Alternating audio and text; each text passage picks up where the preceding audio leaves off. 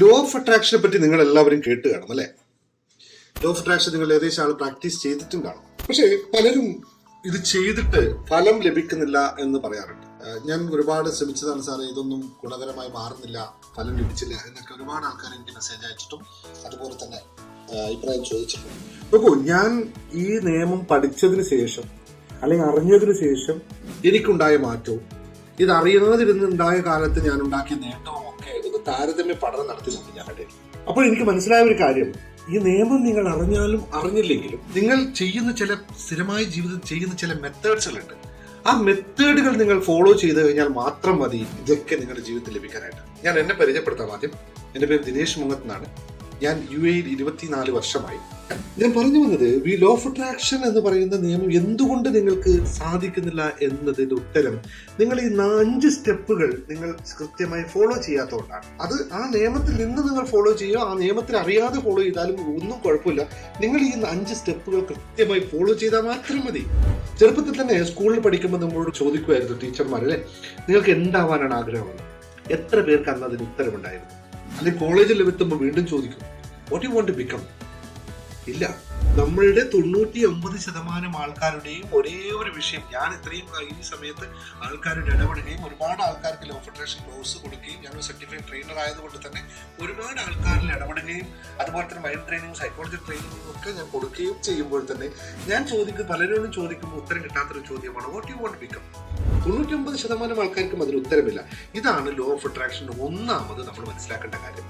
The desire അല്ലെങ്കിൽ the goal, ലക്ഷ്യം എന്താണ് നമുക്ക് ആവേണ്ടത്, എന്താണ് നേടേണ്ടത് എന്നുള്ള കൃത്യമായ ലക്ഷ്യം നമുക്കുണ്ടാവണം. ഇത് നിർവചിച്ചാൽ മാത്രമേ നമുക്ക് എന്തെങ്കിലും നേടാൻ പറ്റുള്ളൂ. അല്ലെങ്കിൽ നമ്മൾ വലയില്ലാതെ ഗോൾ പോസ്റ്റിലേക്ക് ഗോളടിക്കുന്ന പോലെ ആയിരിക്കും അല്ലേ?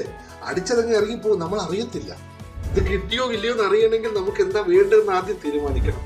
ഇതൊന്ന് പ്രത്യേകം ശ്രദ്ധിക്കേണ്ടതുണ്ട്.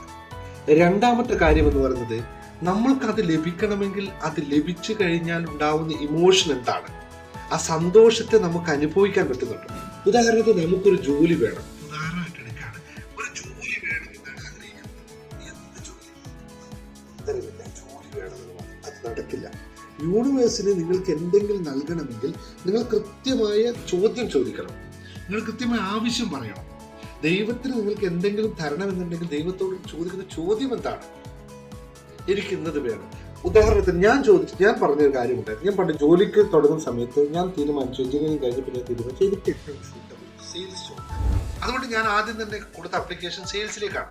അവിടെ ചോദിച്ചപ്പോൾ അയാൾക്ക് ആദ്യം, ഇപ്പോഴാണ് ഞാൻ അത് ഓർക്കുന്നത് കേട്ടോ, അയാൾ ചോദിച്ചു എന്താണ് എനിക്ക് ആവശ്യം, what you want to become? ഞാൻ പറഞ്ഞു, എനിക്കൊരു സെയിൽസ് മാനേജർ ആവണം. അന്നത്തെ ലക്ഷ്യം അത്രേ ഉള്ളൂ, അതിനപ്പുറത്തേക്കില്ല. അപ്പൊ നീ സ്റ്റാർട്ട് ചെയ്യുന്നതാണ്. ഞാൻ സെയിൽസ് കരിയർ സ്റ്റാർട്ട് ചെയ്യും. അങ്ങനെ ഒരു ലക്ഷ്യം അന്നുണ്ടായിരുന്നു. നിങ്ങളൊരു ജോലിക്ക് കയറുകയാണെങ്കിൽ ആ ജോലിയുടെ അടുത്ത സ്റ്റേജ് എന്താണ്, നിങ്ങൾക്ക് എന്താവുമ്പോഴാണ് നിങ്ങൾക്ക് സാറ്റിസ്ഫാക്ഷൻ ഉണ്ടാകും, അത് ഇപ്പൊ തന്നെ ഫീൽ ചെയ്യണം. ആ ഇമോഷൻ നിങ്ങൾ കൊണ്ടുവരണം. 2 കാര്യങ്ങൾ പറയാം ഇമോഷനിൽ. ഒന്ന് അത് കൊണ്ടുവരണം. രണ്ടാമത് നെഗറ്റീവായ ഇമോഷൻസ് നിങ്ങൾക്ക് പാടില്ല. എന്നെ കൊണ്ട് ഇത് പറ്റുമോ, എനിക്കിത് സാധ്യമാകുമോ? നിങ്ങൾക്കൊരു വണ്ടി എടുക്കണം എന്ന് ആഗ്രഹമുണ്ടെന്ന് കരുതിക്കോ. വണ്ടി എടുക്കുമ്പോൾ നിങ്ങൾ ആലോചിക്കുന്നത് എന്താണെന്നറിയോ? അയ്യോ, ഇത്രയും കാശുള്ള വണ്ടി, ഇതിന്റെ ഇൻഷുറൻസിന്റെ എമൗണ്ട് എത്ര കൊടുക്കേണ്ടി വരും, ഇതിന്റെ പ്രീമിയം എത്ര ഉണ്ടാവും, അല്ലെങ്കിൽ ഇതിന്റെ മെയിൻ്റനൻസ് കോസ്റ്റ് എത്ര ഉണ്ടാവും. ഇങ്ങനെ ആലോചിച്ച് നിങ്ങൾ വ്യാകുലതപ്പെട്ടാൽ നിങ്ങളിലേക്ക് ആ വണ്ടി വരില്ല.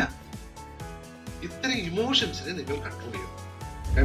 മൂന്നാമത്തെ പോയിന്റ് എന്ന് പറയുന്നത്, നിങ്ങൾ പൂർണ്ണമായി ബിലീവ് ആയിരിക്കണം. ബിലീവ് എന്ന് പറയും, നമുക്കത് കിട്ടുമെന്നുള്ള പൂർണ്ണമായ വിശ്വാസം ഉണ്ടാവണം. ഞാൻ പണ്ടൊരു ജോബ് ഇന്റർവ്യൂവിന് പോയൊരു കാര്യമാണ്. ഞാനിവിടെ ജോലി ചെയ്തുകൊണ്ടിരിക്കുന്ന സമയത്ത് എനിക്ക് എൻ്റെ ടോട്ടലി ഡിഫറെൻ്റ് ആയ ഒരു ഫീൽഡിലേക്ക് കോള് വന്നു. ടോട്ടൽ ഡിഫറെൻ്റ് എന്ന് പറഞ്ഞാൽ ഇന്ന് ഞാൻ ചെയ്യുന്ന ബിസിനസിന്റെ ഫീൽഡ്. അത് ഞാൻ അതല്ലായിരുന്നു. ഞാൻ മൊബൈൽ ഫീൽഡിലായിരുന്നു ബിസിനസ്സിന്റെ. സാംസങ്ങിന്റെ ഒക്കെ സെയിൽസ് ആയിരുന്നു, എൻ്റെ സെയിൽസ് മാനേജർ ആയിരുന്നു, അസിസ്റ്റന്റ് സെയിൽസ് മാനേജർ ആയിരുന്നു ഞാൻ. ആ സമയത്ത് എനിക്ക് ഈ ഹാർഡ്വെയർ ആൻഡ് ബിൽഡിംഗ് മെറ്റീരിയൽസിലേക്ക് ഒരു കോള് വന്നു. ഞാൻ ജോബ് ഷിഫ്റ്റിംഗ് ആലോചിക്കണം. എന്തിനാണ് ജോബ് ഷിഫ്റ്റിംഗ് ആലോചിക്കുന്നത് വെച്ചാൽ, ആ ഫീൽഡ് ഞാൻ ശരിക്കും പഠിച്ചു, ഏത് ചോദ്യം ചോദിച്ചാലും മൊബൈലിനെ പറ്റി അറിയാം. അപ്പോൾ ഒരു ചേഞ്ചസ് വേണമെന്ന് വെറുതെ ആലോചിച്ച നേരത്ത് ഞാനൊരു ജോബിന് അപ്ലൈ ചെയ്തപ്പോൾ ഞാൻ ഇന്റർവ്യൂവിന് വിളിച്ചപ്പോൾ എന്നോട് ചോദിച്ചു, why you want to change your industry? ഈ ഇൻഡസ്ട്രി എന്തിനാണ് നിങ്ങൾ ചേഞ്ച് ചെയ്യുന്നത്, എൻ്റെ ആവശ്യം എന്താണ് നിനക്ക്? നമ്മൾ ജസ്റ്റ് ക്യൂരിയോസിറ്റി, നമുക്ക് ഏതും ചെയ്യാൻ പറ്റുമെന്ന് സെൽഫ് തെളിയിക്കണമല്ലോ. നമ്മൾ അവിടെ വന്നിട്ട് ചെയ്യുന്നതല്ലല്ലോ. ഒരു റീസൺ അത്. രണ്ടാമത്തെ reason, I want make more money. എനിക്ക് അവിടെ നിന്ന് കിട്ടുന്നതിനേക്കാളും ശമ്പളം നിങ്ങൾ കൊടുത്തിട്ടാണെങ്കിൽ ഞാൻ വർക്ക് ചെയ്യും. That's okay. അപ്പോൾ അയാൾ ചോദിച്ചു നിങ്ങൾക്ക് ഒറ്റ മാസം കൊണ്ട് സെയിൽസ് ഉണ്ടാക്കാൻ പറ്റും. സി, എൻ്റെ ജോലി സെയിൽസ് ആണ് sir, my job is sales, what ever item you give me I will cell it. അങ്ങനെ പറഞ്ഞ് ടോട്ടലി ഒരു എക്സ്പീരിയൻസ് ഇല്ലാത്ത ഫീൽഡിലേക്ക് ഞാൻ ചോദിച്ചു, നല്ല ശമ്പളത്തിൽ നേരെ കിട്ടുന്നതിന് ഡബിൾ സാലറിക്ക് ഞാൻ ചോദിച്ചു. അപ്പോൾ എനിക്ക് ലക്ഷ്യം ഉണ്ടായിരുന്നു, എൻ്റെ ടാർഗറ്റ് ഇത്രയാണ്, ആ ടാർഗറ്റ് ചെയ്യാനാണ്. ബിലീവ് മീ, എനിക്ക് പോലും അറിയില്ലായിരുന്നു. The first month on 28th days of the last month, ഒരു ഫസ്റ്റ് മന്തിന്റെ 28th days എന്റെ ടാർഗറ്റിന് എമൗണ്ട് എത്രയായിരുന്നു, കമ്പനി തന്ന ടാർഗറ്റ് എമൗണ്ട് എത്രയായിരുന്നു, അതിന് കൃത്യമായി LPO എനിക്ക് കിട്ടി. ലോക്ക് ഓഫ് പർച്ചേസ് ഓർഡർ എന്ന് പറയും, ഞങ്ങൾ ഇവിടെ സാധനം കൊടുക്കുന്നതിന് മുമ്പ് അങ്ങനെ ഒരു സാധനം കിട്ടിയാലേ സാധനം കൊടുക്കാൻ പറ്റും.